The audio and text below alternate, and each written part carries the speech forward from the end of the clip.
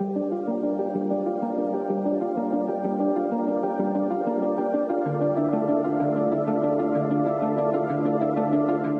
everybody. Welcome to the Construction Record Podcast. I'm digital media editor Warren Frey, and with me today I have... Hi, I'm Kayti Bjorklund-Strandlund, and I'm Repurposed, and we are the Repurposed Educators. And I was just going to ask, first off, you're both former teachers. How did that happen? How did you go from being teachers to sort of trying to repurpose the construction industry and make it more equitable, from what I can tell? And then what do you take from being teachers and apply to the construction industry? That's a lot. All right. So both of us were in education prior to moving into the construction world. I grew up in the construction world. My parents owned a trucking business. In the aggregate, for a short time, they owned a ready mix plant. So I grew up in it. But I was part of that generation where it was like, if you did not go to college, you were considered a loser. And so my parents didn't encourage me to stay in their business. I was pushed to go to college. I always had a passion for working with kids. So I went to school to be a teacher and taught for 14 years in Forest Lake School District. The last 5 years I was in curriculum. In the meantime, my husband has been in the excavation world his whole life and kept begging me to join the construction world. And when I said, okay, finally, I took a leave for 3 years and I said, we're going to do things differently. And he was fully on board with it. So we started with doing just some different activities to work on building our team better and work on culture. And I'll let Rai talk about how she joined us. Sure thing. Yeah, I was a teacher as well, primarily special ed. I taught in elementary school for a couple years here in our hometown. And then I switched roles where I was more of like in a coordinating role with other teachers. That's where I led a lot of professional development and really just helped teachers with classroom management and behavior management. And then later, I decided I wanted to be a school counselor, so I had started my program for that. And this was all kind of during and post-COVID, and things had just started to change so drastically and so fast in education. And Kayti, my best friend, she was the one to beg me to come make the jump into the dirt world. So she had a position at DW Companies in completely unrelated to education. It was social media and marketing, of course. So I was hesitant and kind of just thought like, well, I went to school for education. I've invested all this time into these programs, and how am I gonna like make it in the dirt world where I have little to no experience? I don't even know equipment. I don't even know terms and things. And she had a cheat sheet for the first probably 4 months with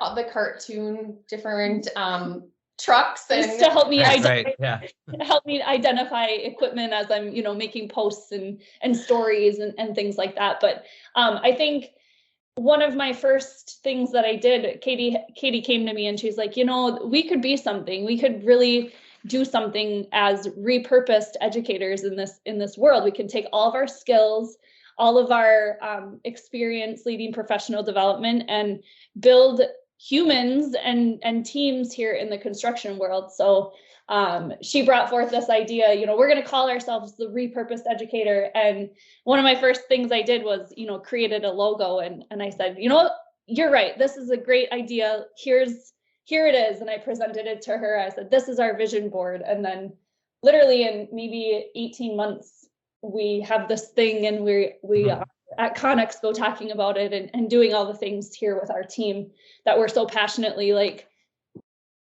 colliding both of our worlds now, our previous life as educators and into this world of construction that we have grown to know and love. Now, if you're going to educate or use your educational skills with the construction world, that means you're addressing some sort of problems. So what were the problems you saw that needed fixing? Yeah, so about the time that I left education, my husband and 4 of his key leads walked out of a company that was very toxic, very top down, lots of yelling. That's the way we train people, is to yell people. There was constant turnover, especially from the younger generations that just weren't going to tolerate that type of behavior anymore. And he said enough's enough, and the 5 of them walked out the door and started DW companies. And that's where I was able to kind of be able to start with a clean slate with this team and say, we're doing things differently. And we are going to engage in professional development, team building. We're going to work on connecting with our community and really build a brand that means something. And so we started doing all of these different activities that we all felt strongly about. And it came from Ryan and I, and it came from our team, it came from Steve, came from everyone. And one day we just decided to sit down and write everything that we do, because we were starting to get a lot of attention from social media saying, what are you guys doing? I want to come work here. Like, we constantly have people. Your culture is so great. Like, how do we work for a company like you? So we decided to just write all of these things down that we were doing. And Ryan and I found like 4 major themes with what we were doing. And that's kind of the 4 pillars that we built the Repurposed Educator on. And that's the brand establishment, the team building, the professional development, and community impact. I think the one that gets the most attention is the professional development, because I think that there are definitely companies that are doing the other 3 pillars well, but they're not doing the professional development. And that's the one where people reach out and be like, what are you doing? What curriculum are you using? Where did you find this stuff? And that's where, you know, we've been able to bring some value to the table. And I think that's what definitely got the attention of Missy Sherber. And she was wanting to know like what we were doing.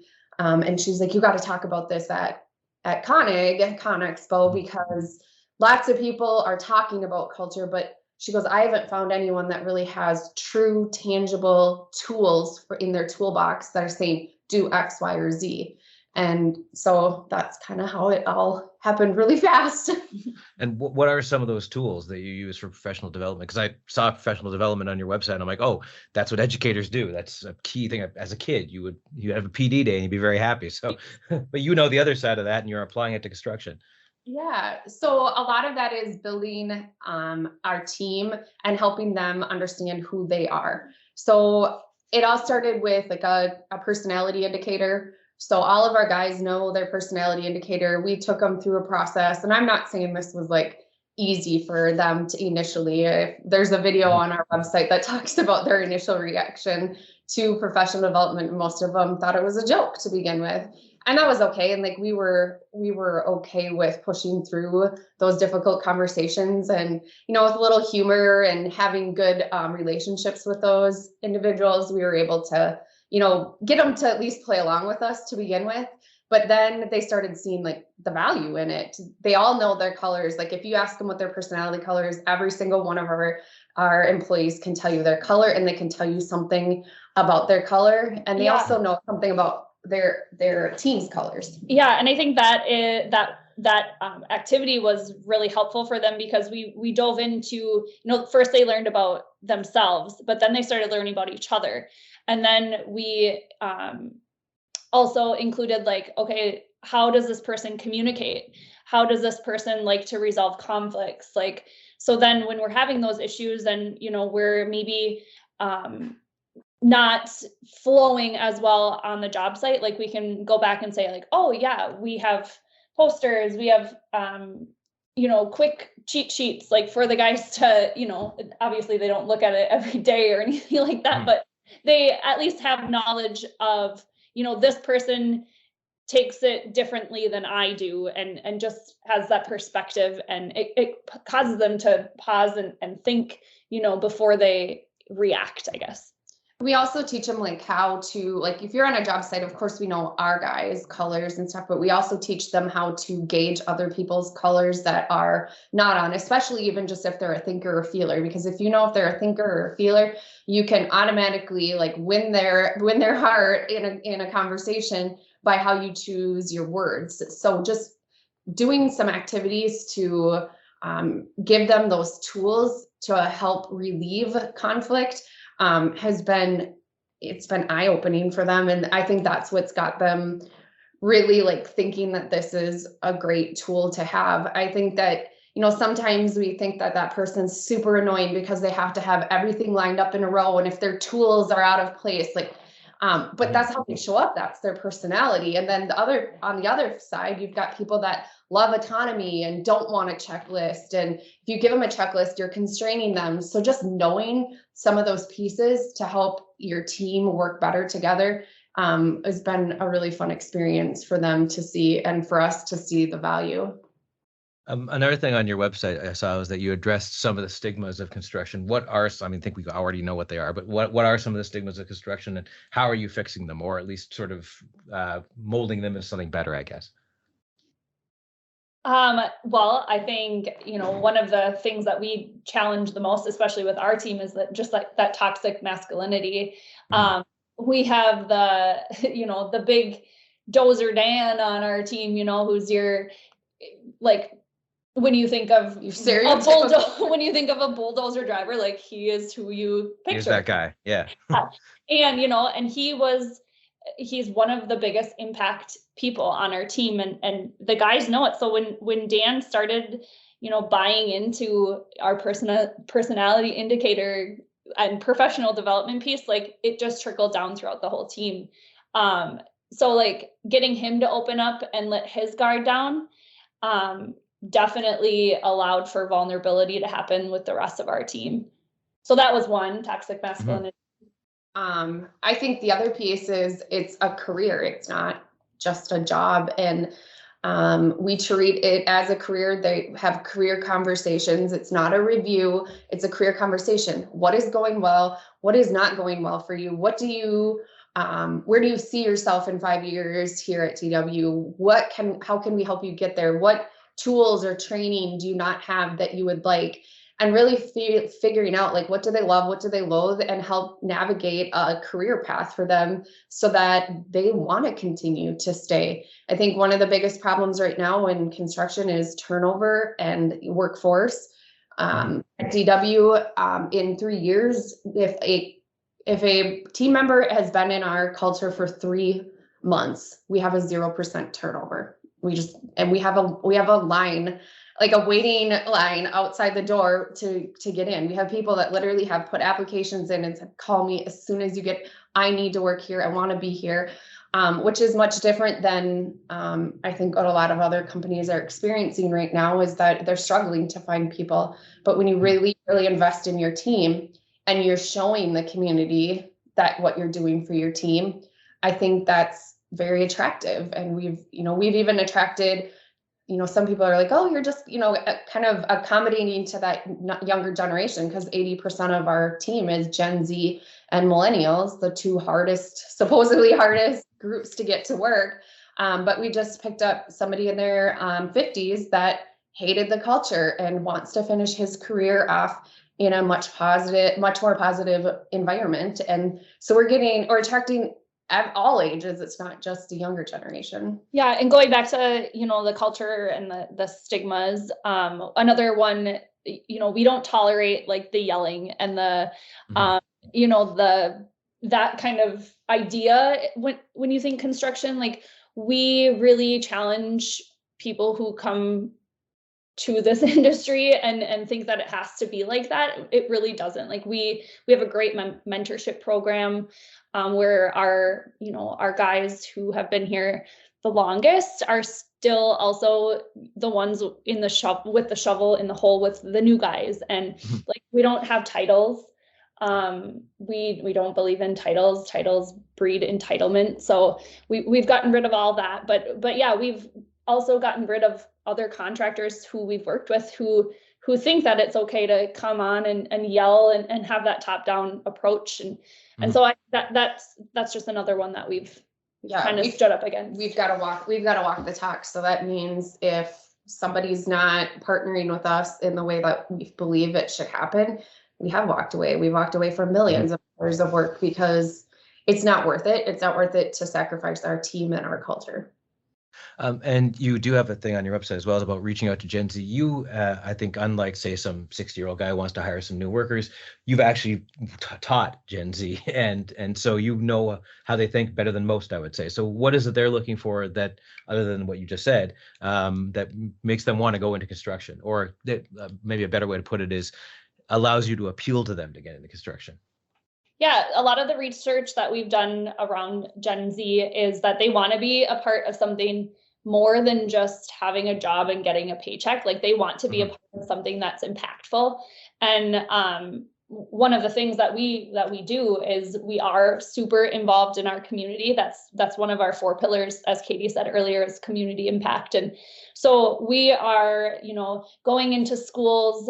We actually are going to one tomorrow, and we're presenting on the trades, and not only the trades, but we specifically take time to talk about culture and all the things that we've just talked about. Like, so these kids coming in, like up and coming, who are graduating, interested in our presentation, are understanding that, it doesn't have to be what you think it is. There are companies out there who are making a change, and not even, maybe some people are in our audience who are not going to get a job in the trades, but like just understanding the importance of finding a job where the culture is healthy and you can be a part of something better. But going back to the Gen Z, like, we also do stuff. We're present at all the fairs, all the parades. We do food drives with our team. What else? I think the brand establishment is huge with Gen Zs.